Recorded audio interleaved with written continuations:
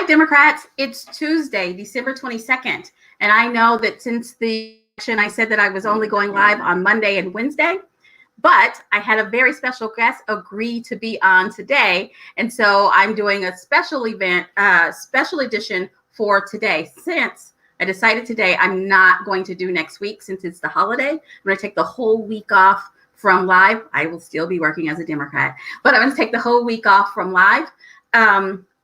And it's time to do the countdown. 29 days.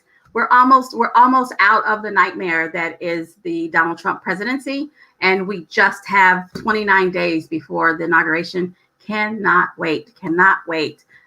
We need an adult in the White House. And you hear me say that all the time, but I just can't tell you how excited I am about the fact that we will have someone who believes in a plan and someone who believes in, looking out for all of America. So I don't want to hang out for too long. I want to talk about State Senate District 22. It's a special election.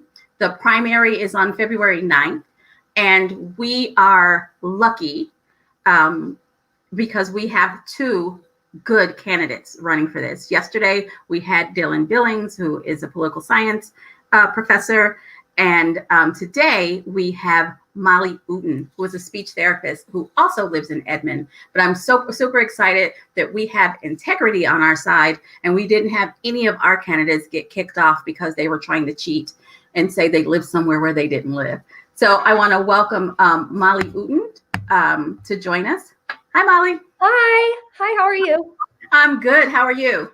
I'm doing good. Just getting ready for Christmas. Thank you so very much for joining us today. I wanted to make sure before Christmas that the voters in Senate District 22 got an opportunity to hear who you were, and so they can make their plans for the beginning of the year to get behind you and support you and do all the things that you're going to need help with, right? Yeah, absolutely. I appreciate the opportunity for sure. I think it's a special election, but it's a special moment right now with all we've gone through in the pandemic. With the beating we've taken since 2016, with an administration that has proven over and over again that they don't care for working people, I think it's just really, really important that we put our resources towards this race and get a Democratic win and get somebody in there who has integrity. Like you said, we have integrity on our side, and I hope to be that person. So tell me why you are running. I mean, it's a special election and I'm grateful that you're there. Please know I'm grateful that you're there. But tell me why you are running.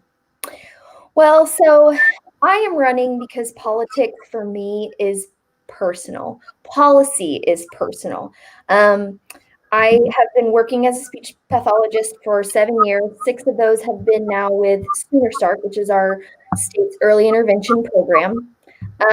So I work daily in the trenches with Oklahoma families, and I see the effects of a broken system. I have a brother who is chronically ill, and he has suffered because of a lack of access to good health care. He has suffered for a lack of ability to navigate a very complicated system for people with disabilities. I had a very dear friend who passed, who died by suicide because of a lack of access to healthcare. I have a son who is in kindergarten right now at Deer Creek, and I personally have interned in the schools. I have many speech language pathologist friends who work in the schools. Schools are very close to my heart. Healthcare is very close to my heart. And I think that I am uniquely qualified because of these personal stories, because of how much it means to me, to really take that energy and that passion and that drive to the state Senate and fight for people like myself. So one of the things that you said that I thought was interesting is that you said politics to you is very personal. I love that. And I wish more people understood that politics is local and it is personal, right? It is not just about what happens in DC. It's not just, all of that stuff, particularly like with a state Senate race. everyone that you would be representing, well, everyone who would have an opportunity to vote for you, is someone who lives in close proximity to you. So they're driving on the same roads, and they're likely going to the same pharmacy and same grocery store. And so you live the same life that they live, and that's personal. So if there is stuff going on in the schools that are affecting your 5-year-old, right? Those people who live near you, you know about it. You can commiserate, and you could most likely do something about it, right? Yeah. And I think it's important to note that, just like you said, politics kind of seems like this, over your head, like it doesn't really matter. You don't really have a voice. And I think this special election is a perfect time to prove to people that you do have a voice. These special elections are decided by very few votes. And I want to be able to make policy personal. I want to hear from my constituents what's personally going on with you. And then I want to do something about it. If I don't have the resources, I want to direct you to someone that does. That's part of what I do in my job as an early interventionist, is I coordinate services. I'm, very familiar with Central Oklahoma resources and support, whether they be, from government programs or private programs. And so I know that I'm going to be bringing that knowledge to the state Senate as well. And so I'm really excited. And I think that people like Julia Kurt and Carrie Hicks and Joanna Dossett, who just got recently elected, these women are paving the way, and I hope to follow in their most amazing footsteps. I think it's really important to support women who are running for office, especially. We tend to take a really unique perspective to policymaking. And if you're looking for somebody that's going to be transparent, that's going to make you feel heard, that's me. I like that. So if somebody wanted to help you, if somebody wanted to volunteer for you, tell them how they can volunteer for you. So it is here on the screen. It's just mollyooten.com. There is a link there to be able to volunteer. Obviously, there's a link there to donate as well. At this point in the campaign, really money is the most important and coveted resource. Unfortunately, it's like not the most fun thing to talk about, but money is how we get print mailers to our constituents. Money is how we are going to connect with voters that we need to be able to turn out and win this seat. I think it's important that we harness. One of the things I wanted to say is how sad I am about Kendra's loss and how much I admire and respect her. And I just hope that if there is one good thing to come out of this, that it's a Democratic win for Senate District 22. So early money is like yeast. If you can chip in $5, $10, $15, especially on a monthly basis, it just is going to go so far. We do have a grassroots organization. We're not, a big operation here. I have a wonderful team behind me of professional people, and we just need, resources to be able to. I think this campaign is winnable. I wouldn't be doing it if I didn't think it was. I think I am the person that's best suited to win the general in April, and I really hope that our Democratic friends and family will support me in that. Awesome. So that's really good to hear. And I just want to echo, if you have time, I'm sure that Molly could use your time. If you have time, however, in order to write postcards, in order to drop literature at people's yards, in order to have a team behind her, she absolutely needs money. And money has become a dirty word. And what I like for you to think about when you're thinking about if you're going to donate to a candidate, and please think about it, is that you're giving them the opportunity to get in a position to help folks. Think of it that way. You're giving them the opportunity. And Postcards cost money. Walk cards cost money.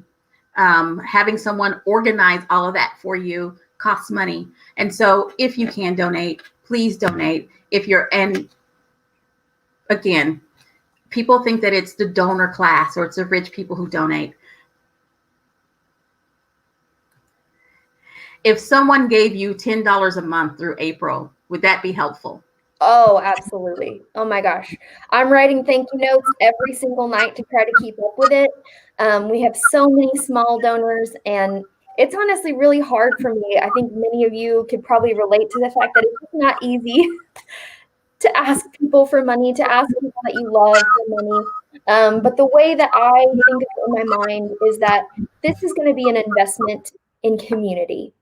It's going to be an investment in me as a servant to the community. And I know my capability to serve the community. And I just want you to know that if you do donate, I will fully commit to honoring your investment and really putting that money where it needs to go to best serve our community.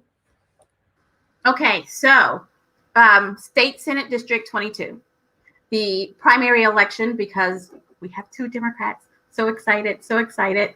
And we have 2 Democrats. The primary is on February 9th. If you live in Senate District 22, which is part of Edmond, and then it swoops over into Canadian County. Can you tell us what the boundaries are? Piedmont and then a little bit of Yukon. It kind of has this narrow little like dip where it goes down to I-40, just a little below I-40. Okay, so if you live in Senate District 22, please consider donating your time, money, energy, effort, network to one or both of these candidates, because helping either of these candidates, and I'm not downplaying Molly at all, but helping either of these candidates getting the Democratic message out. We've got to make sure that folks who live in Edmond and Piedmont and Yukon understand that the Democratic Party is here, and that there is someone who's willing to, there's someone willing to help and willing to step up, because it takes a lot. It takes a lot to put your name on the ballot. Well, but it takes a lot for you to put your name on the ballot, and we greatly appreciate you putting your name on the ballot, because that's going to be time and energy away from your family. So thank you. I am proud and privileged to be able to do it. So awesome. Well, Molly, I want to thank you. And thank you, Alicia. And I hope that as we get closer to February 29th, that you'll come back and join me. I sure will. Anytime. Thank you. Thanks. So there you have it, folks. We have 2 really good candidates. I wanted to get them back to back so that you could hear from both of them. We have a political science professor and we have a speech therapist. Both of them, residents of lifetime residents of Central Oklahoma. Both of them live in Edmond. They are both ready to serve. You heard from Molly today. It's personal. She wants to fight for the folks in the district. You heard from Dylan yesterday, and he thrives on advocacy. I think it's great. So I'm not going to be back next week. I'll be back after the first of the year. You guys have a happy holiday. I don't want to specify holidays because everybody celebrates different, and I want to be respectful. But happy holiday, and I'll see you after the first of the year. Sharing is caring.